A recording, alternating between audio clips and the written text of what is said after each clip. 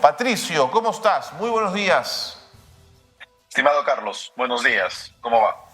Bueno, ¿cuáles son los últimos datos que tienes sobre el fenómeno del Niño y su proximidad? Bueno, Carlos, estamos viviendo un fenómeno de El Niño de leve a moderado. Ahí tenemos una gráfica que seguramente la van a poner en pantallas en cualquier momento, ¿no? Que muestra el calentamiento del mar. Ahí tú puedes ver claramente esa mancha roja, oscura, color vino, que es el calentamiento anómalo del mar peruano.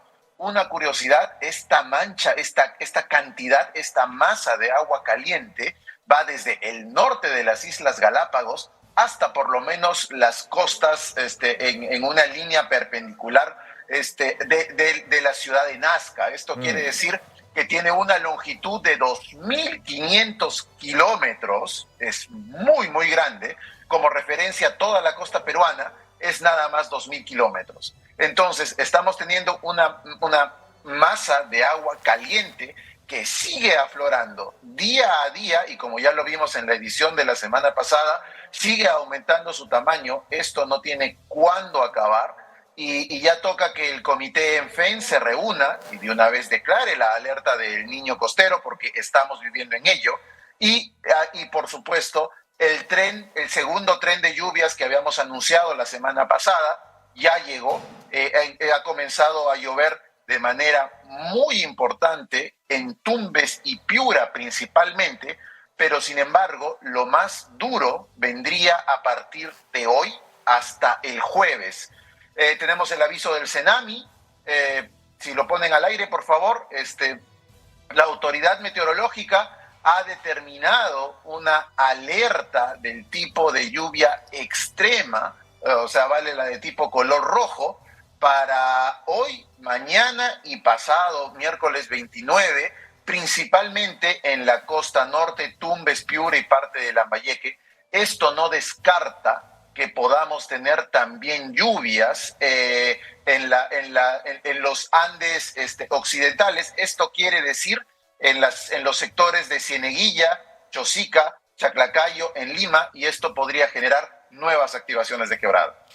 Patricio, cuando hablas de un niño leve a moderado, ¿esa es una lectura de hoy? Es decir, es leve a moderado hoy, pero podría ser mucho más serio y mucho más grave hacia el final del año, ¿o se mantendrá leve y moderado durante todo el periodo? Probablemente se mantenga durante todo el periodo. Lo bueno, entre comillas, es que ya cambiamos de estación y aquí la temperatura de nuestro hemisferio en global comienza a disminuir. Pero no es una muy buena señal que ya estemos a principios de abril y tengamos este tipo de elevación de temperatura del mar propia, digamos, de un mes de diciembre a enero. Entonces, todo indica que esta tendencia va a continuar a lo largo del año y para los meses de noviembre y diciembre se va a intensificar muchísimo más. Es por eso que ya comenzamos a hablar de la casi inminencia de la ocurrencia de un El Niño global. Claro. Ahora, esa masa de agua que veíamos en la gráfica donde se ve el color rojo desde un poquito más arriba de las Islas Galápagos hasta Nazca, ¿te sorprende la extensión de esa mancha roja? ¿Es anómala? Es bastante anómala. Nuestro mar debería estar más bien en color azul. Nuestro mar es frío. Es bastante grande y como te digo, lo que más sorprende es la estación, es la época. De darse este comportamiento normalmente comienza a ocurrir en diciembre o en enero, claro, para comenzarse a expresar en febrero, pero ahora lo tenemos en marzo, casi a unos días de abril, ya ha comenzado el otoño.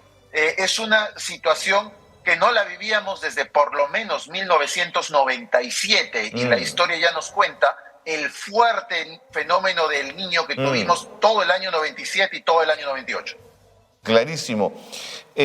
Ahora, cuéntanos un poco el proceso. A ver, ¿por qué el agua sube de temperatura? Y cuando sube de temperatura, ¿qué es lo que se produce? Se produce evaporación que luego termina en nube y que luego termina en precipitación. ¿Esa es la lógica? Exacto. algo que tenemos que recordar es que el Niño es más un fenómeno atmosférico que un fenómeno marino. Ok. En las costas de América del Sur, digamos, tenemos una gran turbina de viento y de agua. Esta se llama el anticiclón del Pacífico. Es un remolino constante que va empujando desde el polo sur hacia el norte agua y aire frío, la famosa corriente del Humboldt. Claro. Es por eso que nuestra costa es desértica. Cada cierto periodo de tiempo, el anticiclón del Pacífico se debilita.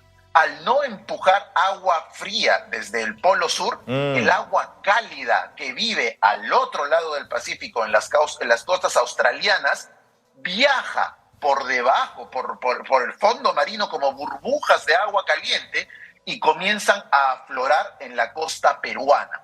Esto es la formación de un El Niño y lo que ocurre es que al tener un mar tibio, caliente, como es el que estamos teniendo, ya no tenemos la pared, la barrera térmica que impide que las nubes de la sierra, de los Andes, avancen hacia la costa. Entonces, avanzan sin peaje, directito a la costa, nubes gordas, coposas, grandes, y llueve gota gorda, gota grande, típica de la sierra, sobre ciudades que no tienen techo, no tienen drenajes, ríos con cauces acolmatados, y ahí es donde vienen los desastres. ¿Esas nubes siempre están a la misma altura? Es decir, ¿están muy altas como para pasar por encima de la cordillera de los Andes hacia la zona de selva? Sí, están en la zona de selva, están a 1.800 a 2.000 metros de altura. En la sierra llegan a estar a 6.000 metros de altura, ¿no? El tema es que como teníamos una barrera de aire frío, claro, no las permitía pasar desde los Andes hacia la costa. Ya no tenemos esa barrera, más bien el mar está calientito, está evaporando agua, hay bastante vapor de agua sobre él, entonces pueden pasar los Andes, bajar, cargarse de más humedad y llover, como lo hemos estado viendo, ¿no? Correcto. Ayer solamente en la tarde-noche ha llovido 90 milímetros en una estación en Piura, ¿no? En la temporada de lluvias pasada, llegó a llover 131 milímetros. Entonces, está lloviendo como si fuera la selva, como si fuera tranquilamente Amazonas, Iquitos, pero en una zona desértica donde no estamos preparados. Correcto. Un tomador de decisiones, un gestor, un alcalde distrital, un alcalde provincial, un gobernador regional, el propio gobierno central, con la información que estás compartiendo, Patricio, entiendo que a nivel de prevención ya sabemos qué hay que hacer y hay que ser muy claros en ese esfuerzo. Pero a nivel del cuidado del agua, de la recuperación del agua, del no perder agua dulce, si pudiésemos empezar hoy con un esfuerzo de contención y de mantenimiento de un agua que va a terminar en el mar, ¿cuáles serían las cosas que deberíamos hacer, Patricio?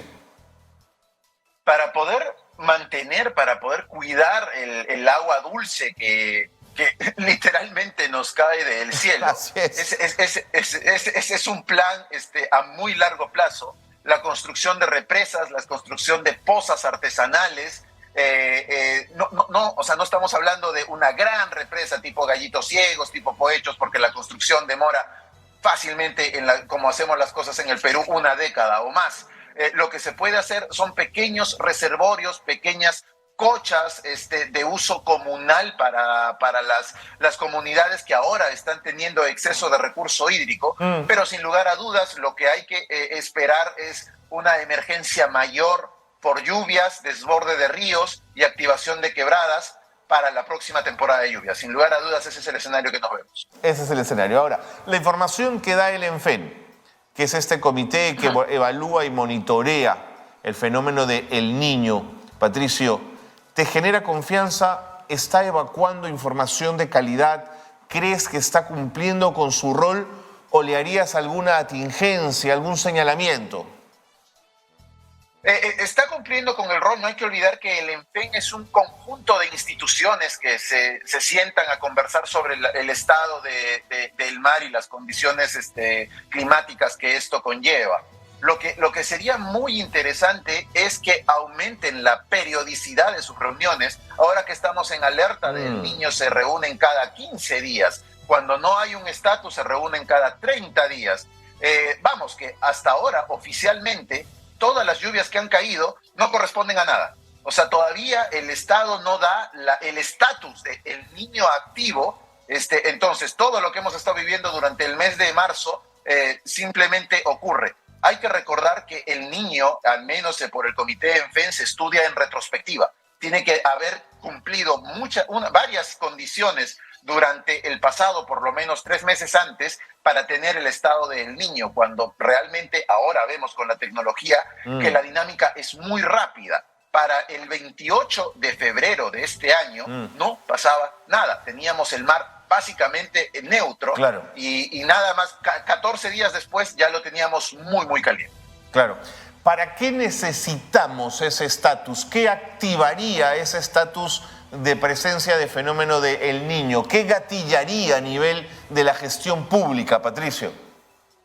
Lo bueno es que afortunadamente no gatillaría mucho. Todos los recursos,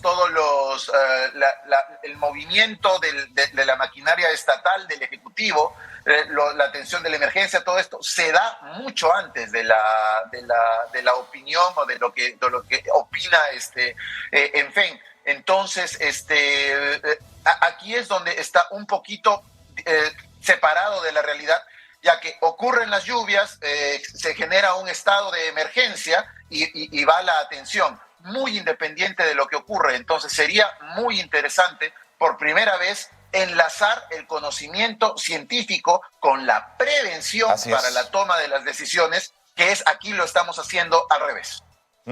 Ese es un buen punto. Ahora, si las lluvias que se han generado en días anteriores, producto del ciclón Yaku, pero también de estas señales que estamos recibiendo de la presencia del fenómeno del Niño, quizás el trabajo preventivo en este momento más importante para los pequeñitos, para los gobiernos distritales, sea la limpieza inmediata de los cauces de las quebradas en prevención de futuros huaicos. Exactamente. Tenemos, digamos que lo peor recién está por venir, que es al próximo año. Lo de ahora es ya tenemos la emergencia encima y nada más tenemos que salvar vidas. Para el próximo año, todas las zonas por donde ha bajado el huaico no puede volver a ser una pista, no puede volver a ser una vereda, tiene que ser un canal de evacuación. Tenemos que enfocarnos en eso. Y lo segundo, zonas de refugio. Zonas de cuando los ríos comiencen a salir, porque ya no hay espacio, ya no hay tiempo para impedir que un río del tamaño del río Piura, del tamaño del río La Leche, del tamaño del río Moche, pueda desbordar. Entonces, cuando ya se conoce qué zonas van a ser desbordadas, hacer un plan de evacuación para estas familias y que estas familias ya tengan un lugar seguro y seco y sobre todo atendido donde ir cuando la emergencia se necesite. Quizás dentro de todos los males que puede generarnos un fenómeno como este, quizás la buena noticia es la recuperación de la napa freática. Debe estar rebosando de agua, Patricio.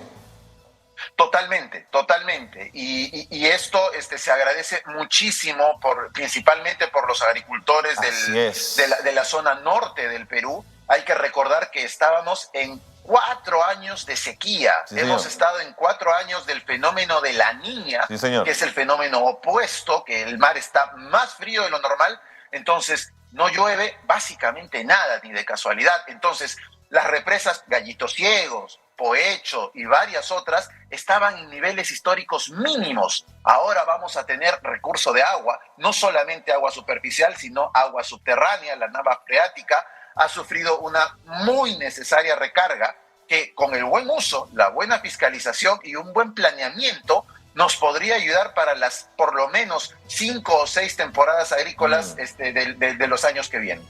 Pero ese exceso de agua que no nos, que no nos haga cantar victoria, ¿no es cierto, Patricio? Que finalmente tenemos que seguir innovando en técnicas de mejoramiento de riego, sobre todo en las zonas de costa. El otro día conversábamos con Laureano del Castillo y para mí es impresionante que haya zonas de la costa peruana donde se cultiva arroz. El arroz demanda ingentes cantidades de agua y se siembra en sectores de la costa. Sí, por supuesto. Arequipa, Moquegua, el mismo Chiclayo, Trujillo, se siembra arroz en un desierto y el arroz crece por inundación. Todo ese terreno donde tú siembras arroz tiene que estar inundado permanentemente. Eso es un desperdicio de recurso hídrico enorme que además conlleva otros problemas como degradación del suelo y varios otros factores. Una agricultura tecnificada, una agricultura planeada para nuestra realidad, que vamos, es un desierto, va a traer muchos más beneficios y la inversión en estas nuevas técnicas de riego y de agricultura se van a pagar solas a muy corto plazo. Patricio, muchísimas gracias por habernos ayudado siempre a entender estas dificultades que también son en alguna medida ventana de oportunidades y corresponderá a las autoridades justamente determinar dónde hay riesgos, intervenir y dónde hay oportunidades, por supuesto. Gracias, Patricio Valderrama, siempre es un gusto conversar contigo.